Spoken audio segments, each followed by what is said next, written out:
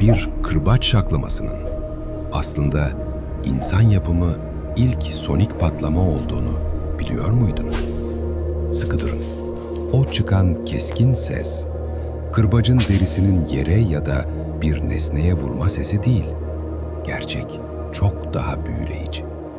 Kırbacı salladığınızda oluşan dalga, sapa doğru ilerledikçe hızlanır ve uçtaki o minik püskül saatte tam 1224 kilometre hıza ulaşır. Evet, yanlış duymadınız. Kırbacın ucu ses duvarını aşar. Yani o küçük şaklama sesi, jet uçaklarının gökyüzünde çıkardığı ses bombalarıyla tamamen aynı fiziğe sahiptir. Sıradan bir nesnenin ses hızını aşabilmesi sizce de inanılmaz değil mi?